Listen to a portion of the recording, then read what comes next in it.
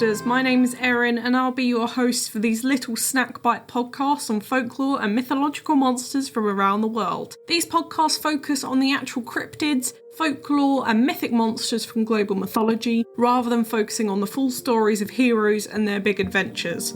I'll also be dropping in some references that they have to recent culture and where you can see these represented in modern day content so that you can learn more and get as obsessed as I am about these absolute legends of the mythological world. Today we're looking at what I would call world mythology, because this creature has an origin or variation within practically every mythology on the planet. We are of course talking about night hags, or otherwise known as mares. They do have a lot of other names, they'll come up during this episode. I'm primarily going to refer to them both throughout this episode just to let you know, and also just as a warning, you've probably noticed already that this is a slightly longer episode than usual as we have so much to cover with this monster. Now, we all know what nightmares are as a thing, but did you know that they have a mythological background too? Night hags were generally described as a personification of sleep paralysis and felt like having a demon sitting on your chest looking down at you. There's a really good and famous painting of this that we'll talk about later, which shows what this is traditionally seen as a night hag.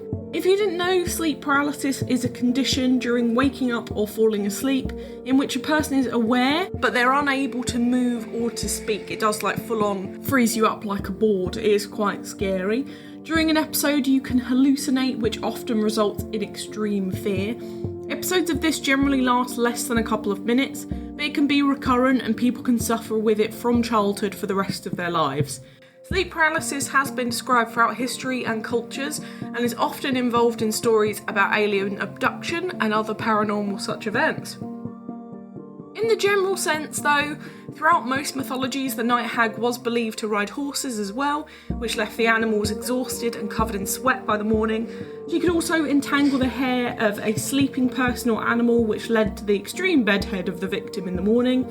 Even trees were thought to be ridden by the mare, resulting in branches being entangled. To this day, mini twisted pine trees that you can see growing on coastal rocks in Sweden, they're called Martala or mare pines, or in Germany they're Albtraumkäfer, which are nightmare pine. But generally there's not a whole description of what nightmares are. They are very much described within their separate mythologies, which is what I'll go through within the next 20 minutes or so. So the word mare comes from the Old English town mare, which is with the AE mixed Old English spelling. Other countries and languages do have other words for the word mare, but please bear with me with my pronunciations and stuff throughout. It's a very tough one this week for my poor one fluent language brain. Most scholars trace the word back to the word root mare, which either means crushing, pressing or oppressing, and it can also mean to rub away or to harm. However, other etymologies have been suggested, such as the Greek word moros, meaning doom. I can tell you that the night hag myth seems to go back to the root of this word, which was about 1st century BC, as the inability to move was widely considered the work of demons, and more specifically demons called incubi and succubi, which were thought to sit on the chests of sleepers. There are some very cool seductive demons that we'll cover in another episode. They are very, very cool creatures. I'm excited to cover those with you. In Old English, the name for these beings was mare, hence the name nightmare. So that's a cool little etymology for the word nightmare for you. Now, shall we get into the nitty-gritty of different types of specific mares, shall we?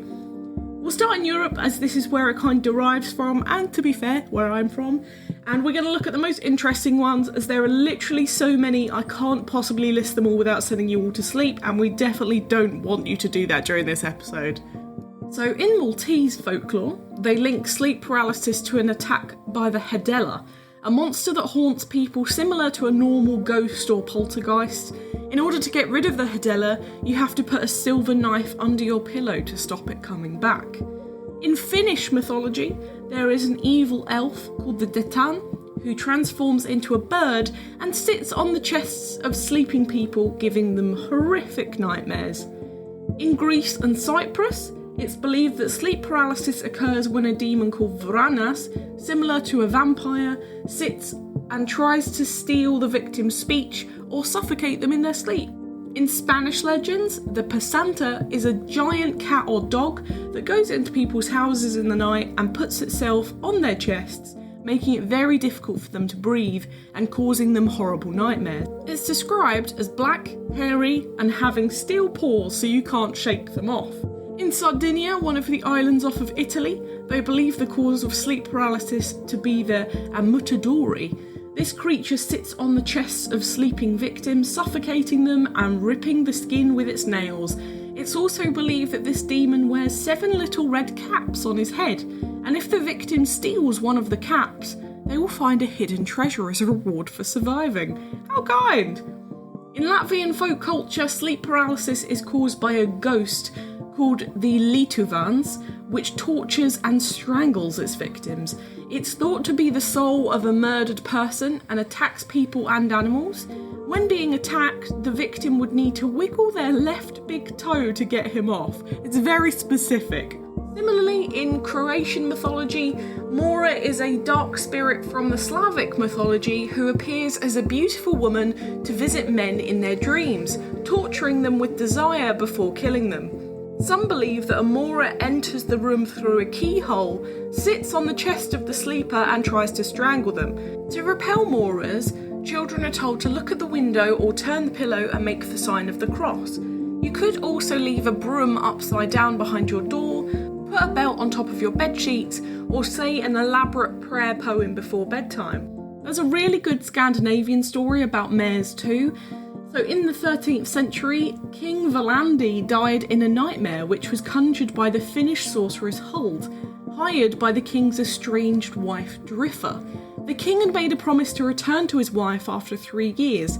However, when he didn't return after 10, the queen went, "Sod you," hired an enchantress to either lure him back or kill him. Valandi then barely got to sleep that night when he complained that the nightmare had rode him. When the men held the king's head, it trod on its legs, breaking them, and when the guards held his feet, the creature jumped on his head, killing him instantly. In Germany, they even had a charm to keep them away. I'll recite it for you. "Here I am laying down to sleep, no nightmare shall plague me, until they have swum through all the waters that flow upon the earth and counted all stars that appear in the firmament. Thus help me God, Father, Son, and the Holy Ghost." Lastly, in Poland, a mare was a physical being. It could be the soul of a person, alive or dead, such as someone who was wronged or someone who died without confession. Other signs of someone being a mare could be, very unfortunately, being the 7th daughter in a family. Having your name pronounced the wrong way during your baptism doesn't really sound like your fault, but okay. Having multicoloured eyes, or even just having a unibrow. I just love the idea that Frida Kahlo could be just someone who could sit on people's chests in the night. If a woman was promised to marry a man and he married someone else, the rejected one could also become a mare during the nights. People believe that the mare drained people, as well as cattle and horses, of energy and or blood during the night. Now we're going to hop on over to Asia. Some of these are a little bit more unspecific, but the meaning of the sleep paralysis term in these separate languages mean different cultural things, linking us to the night hag myths. So in Thailand, it's believed that sleep paralysis and discomfort during sleep is caused by the ghost of the Thai folklore known as Phi Am. This ghost has even caused people bruises, they've woken up with scratches. It's insane, they're quite scary stories. In Eastern Chinese folklore, it's believed that mice can steal a human's breath for longevity and the ability to turn into humans at night. In other Chinese culture, sleep paralysis is known as Guya Shen, which literally translates into ghost pressing on body or ghost pressing on bed. In Japanese culture, sleep paralysis is referred to kanashibari, which literally means bound or fastened in metal. That's quite a scary, imaginative sight. Over in Korea, sleep paralysis is called gawi nulim, literally being pressed down by something scary in a dream. They believe that a spirit or ghost is pushing down on the victim's chest. In Mongolian culture, nightmares in general, as well as sleep paralysis, are referred to kardraka, meaning to be pressed by the black or when the dark presses.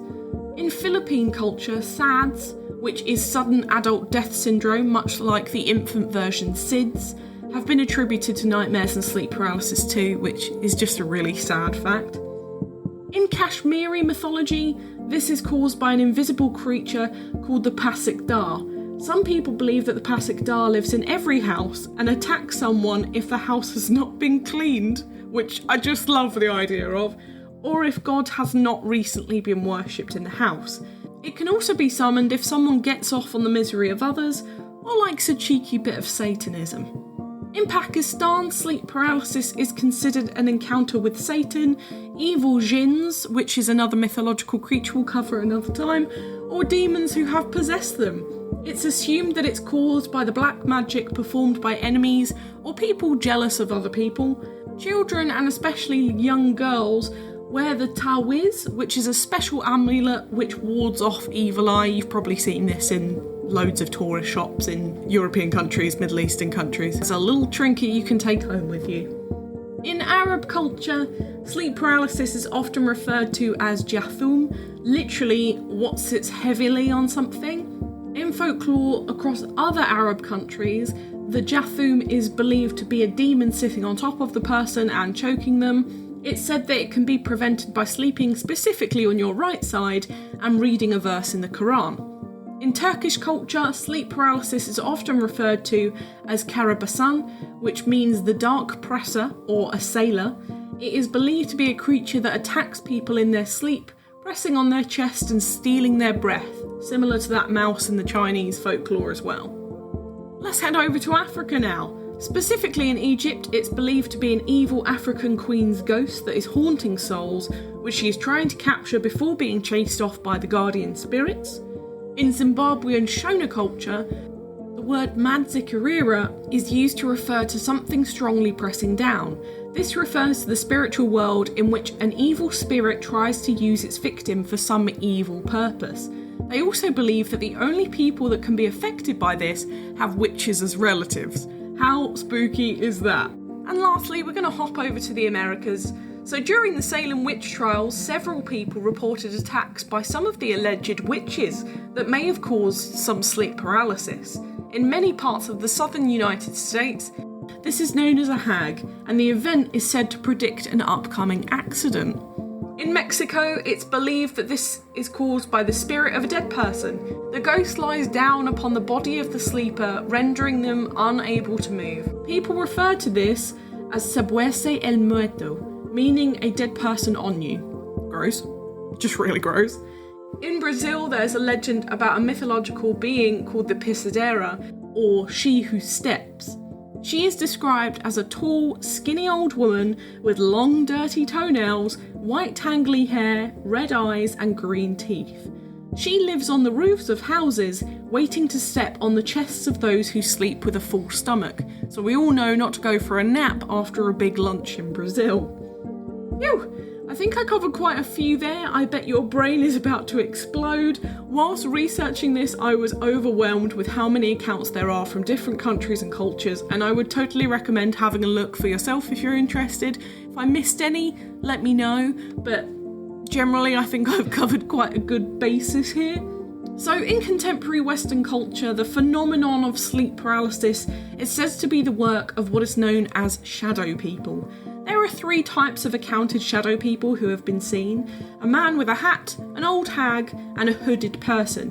Sleep paralysis is known to cause hallucinations in about 20% of cases, which may explain these sightings. And sleep paralysis as well has been suggested as a possible explanation for reported alien abductions.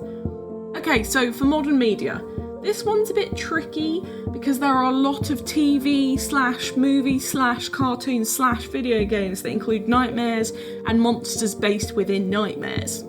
There's a Swedish horror film called Marianne, which came out in 2011 about sleep paralysis. This one is apparently very scary. There's also another spooky movie about shadow people, specifically named the same, that came out in 2013 about people who die in their sleep during a sleep study. To quickly name a few more: Dead Awake, Before I Wake, Sinister, Paranormal Activity, Slumber, Phantasm, and most famously Nightmare on Elm Street. But there are so many, it's really quite a common horror movie trope, so it's quite tricky to pull out any specifically. A good documentary that came out in 2015 talks about sleep paralysis and alien abductions, alongside paranormal experiences, called The Nightmare. You can watch this on Amazon Prime, I believe, but it still is actually quite scary. It's very real life. They do a lot of reenactments and they're quite frightening, and some of them are animated. It's just quite spooky. And in other TV, shadow people were in an episode of The Twilight Zone back in the 90s. Book-wise, The Terror That Comes in the Night by David J. Hufford is actually really good for this subject, and he's a folklorist, so I do generally trust him. So he actually looks as well at the night hag nightmare idea within mythology, rather than just sleep paralysis and the night terrors. Or if you want to go down the more sciencey route with this, there's a really good book called The Nocturnal Brain by Dr. Guy Lechsteiner, which is about sleep deprivation and the effects it has on the brain long term during the night times. Now onto video games. Again, we have the same kind of thing with movies, unfortunately. There are just so many. To name a few, there's a new game actually coming out this year called Happy Game, and the kind of plot for that one is that he has to conquer his nightmares. It's quite a cute looking game, to be fair. But older ones include Alan Wake, Weird Dreams, Legend of Zelda, Never-Ending Nightmares, and even a couple of the old Simpsons games delve into nightmares and night terrors. Lastly, in art, which I touched on earlier, the most famous depiction of night hags is in The Nightmare by Henry Fussell, which depicts a woman asleep with what looks like a little goblin sitting on her chest. This is a very famous piece of art that personifies nightmares, and I just think it's absolutely beautiful. There are a lot of independent artists though who draw up their own versions of their own night terrors. There's actually a really good comic I saw when I was younger about it, which I'll post on Twitter somewhere. Now it's time for Do I Think They Existed? Well, I'm probably going to surprise you on this one, ladies, gentlemen, and non-binary folks. I actually fully believe that this kind of thing is believable. I'm not saying 100%, but I can see why some people would consider these to be fully real things, and I'll tell you why. I've personally suffered with nightmares and a horrifically overactive imagination since I was about 14. I developed sleep paralysis when I was about 17, and I remember the first time this happened to me, it was a large black shadow creature in the corner of my bedroom. It would then approach my bed, loom over my face, and I could feel like its dank, gross hair dripping on my face. It would be completely terrifying, would render me almost paralysed like a board, and what I'd have to do is slowly move my extremities, so my fingers, my toes, until I could move my limb, and then slowly regain full consciousness. To this day, I still sleep with a light on when I'm on my own, out of fear of it happening again. The only way I've actually managed to get through these episodes is by wiggling these extremities. It's awful. I do not wish it on anyone. My family will tell you that my nightmares and night terrors have been persistent throughout my adult life as much as my teenagedom and childhood too, which really sucks. For me, it was triggered by severe fear from stupid early YouTube jump scares, scary movies that I was too young to process properly, and just a general interest in the macabre that I couldn't explain and still, to be fair, cannot explain. I still can't watch horror movies to this day as a 26-year-old grown-ass woman, and it's really crap when you're really fascinated by this kind of thing and your style aesthetic is emo from the noughties. However, back in the day, I imagine the threat of being murdered by Vikings, disease, your mum, your priest, your community, your horse were pretty vivid, so I guess attributing things to personify it does make sense, especially for younger children or teenagers. Altogether, I do understand these sightings and beliefs just because it's so unbelievably convincing that these are real in the moment. So why not personify them within culture? I think something like this really brings people together through their own weird personal fears and revelations during sleep. So I encourage people to personify it with a night hag or demon, attempting to strangle you and see if anyone else has it. You might make a friend, swap nighttime tips, who knows? Well, I hope you managed to get a really great night's sleep after this one. I know I won't. I did my research for this one late on Saturday night and I did not sleep until gone 4 AM, so please enjoy the fruits of my sleepless labour. Next week we're looking at the European folklore tale of the Changeling, these naughty little fairies that pretend to be human babies whilst the actual fairies carry off the real human baby. I hope that made sense. I'm going to talk a little bit about botchlings too, as they're kind of related. They're a more fun, made up one, but it's all jokes until people die. Anyway, join me for the baby shower next Thursday. For now, thank you so much for listening. It's been an absolute pleasure as always. If you enjoyed this podcast, please give it a rating on the service you're listening on. I've got the Twitter for any questions or suggestions on what monsters to cover next, and I'd love to hear from you. The Twitter is @MythMonstersPod, or the Instagram is @MythMonstersPodcast, or you can email me, old-fashioned style, on mythmonsterspodcast@gmail.com. And share this with your pals. Who knows, they might love me as much as you do. But for now, everyone, stay spooky, and I'll see you later, babes.